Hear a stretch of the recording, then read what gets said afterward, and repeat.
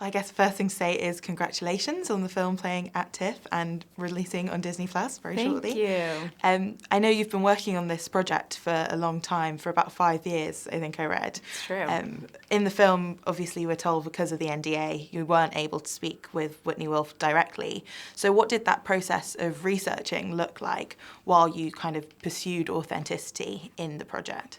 Yeah, knowing there were legal issues that prevented us from even reaching out to her, it was a huge responsibility to make sure that we were well researched and kind of, I took it really seriously telling a real person's story without them. And so my writing partner, Bill Parker, and I basically just I found everything publicly available that we could. We, read every interview. We watched every video we could find. All the court documents that are available. We poured through those. We, looked at everyone's old social media at the time, like piecing together everything we could, so that so we really had as deep a base of knowledge as we could, and then shaping it into a film from there. Of course. It's a film that starts with a lot of momentum. I think it was 12 minutes in that the name Tinder comes about, 18 minutes in that they come up with the concept of swiping. But then, of course, Act 2, it kind of crashes into a completely different genre almost, and it's quite frightening. And there's all these drastic changes of tone. So for you, how was it navigating those changes of tone in your movie whilst kind of keeping that consistent messaging and story you wanted to tell throughout? Yeah, that's a great question. Thank you. And when you said momentum, that was like a key word. Momentum or propulsion was the word that we sort of used for a lot of the film because, at the beginning of the film, Whitney she's a go-getter, so she's pushing us forward. She's getting that first job. She's helping develop Tinder. She's really moving us at quite a clip. And then when things start to turn for her, even though everything's getting darker, it's still, the momentum does not change because now she's getting pulled through. Instead of pushing the story, she's getting dragged through the story almost against her will in a lot of ways.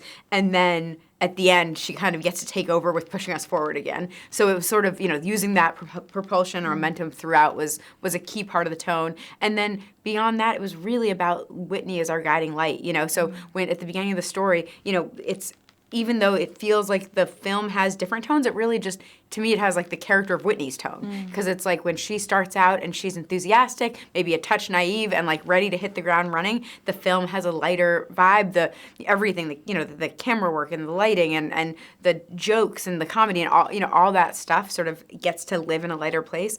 And then as things start to get darker for her, the film kind of follows her there and gets darker with her. So we're sort of trying to track her emotionally through the filmmaking. I definitely felt that in that middle kind of section where we're dealing with the lawsuit, that it was suddenly like, oh, this does feel really tense. And like you said, your filmmaking matches it. So I think you definitely achieved that Thank you. Continued propulsion and momentum throughout. Swiped has a lot to say about toxic masculinity and men's bad behaviour, especially on dating apps, but in these male-dominated spaces. But I was also really kind of confronted by the way you addressed, and really vulnerably so, addressed women's complicity sometimes in men's bad behaviour.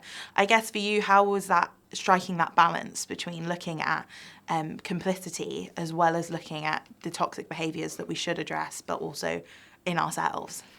Yeah, thank you for saying that, because that was sort of what felt, I think like what Whitney went through is so difficult, but also when she's talked in interviews about feeling like there was only room for one woman at the table, that was sort of what keyed me into like, oh, this is a story I need to tell, not just that should be told, but that I feel really qualified to tell, being a woman who's been in many male-dominated spaces, sort of working my way up in the film industry, and feeling like in various times I've been like the victim or the hero or the villain of like any given situation, and to varying degrees. But so I feel like that tension is actually like it's less like, oh, men are bad or the workplace is, it's more a cultural thing, and that's sort of what the film's trying to say, that there's a larger culture that is the problem. And so most people, the easy thing to do for men and women is to sort of go with the flow, to like sort of follow the status quo, and you're rewarded for that, like you're rewarded for sort of going along to get along and sort of like being part of the club, and then if you step back and push back against that, there can be repercussions, professional or social repercussions. And so navigating that trajectory of hers was part of like what was very exciting. And I feel like I haven't seen something that quite talked about in the way that I've experienced that. Yeah. And so it was very close to me to bring that part to screen. Do you feel like the process challenged you to think about it in a new way and how you occupy those male-dominated spaces as well? Yeah, I mean, it's sort of the things that I just talked about that are in the film are things that I've sort of been obsessed with for a long time. It's been like conversations I've been having with friends and with colleagues and questioning, especially towards the beginning of my career, some of my own behavior of being in these spaces and wanting to fit in. And so it was sort of, rather than it's sparking something now, it's more like, I really get to channel everything I've been thinking about and talking about into this film and like explore it in a more complete way and sort of and sort of take stock in a more holistic way. I found it really interesting, those early scenes at Tinder, and then as well when they're at the bar coming up with that key concept for Bumble. I think it really struck me that these were people who genuinely changed our culture going forward, and it was so significant. And I feel like 10, 15 years later, there's almost this fatigue with dating apps.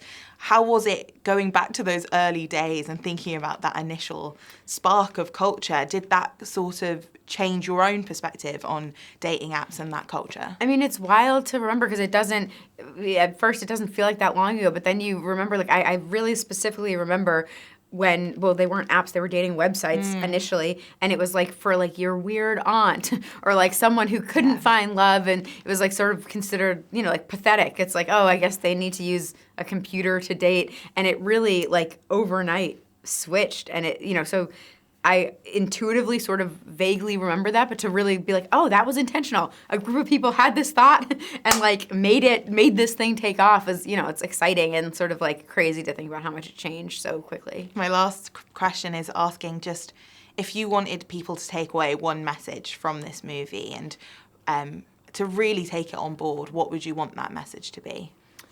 I think I hope that the issues in the film are sort of complex enough that it can't be too neatly tied into a bow. I think, to spark conversation, to have people sort of questioning the culture, to see if there's small ways in your own life that you can be pushing back or just aware of, like, what you're feeding into with your everyday life. I think that would be great. But I think, just having sparking dialogue would be the dream. Amazing. I think that's all films, isn't it? And you did a great job with this film. Thank you so much. Thank you so much. Thank you.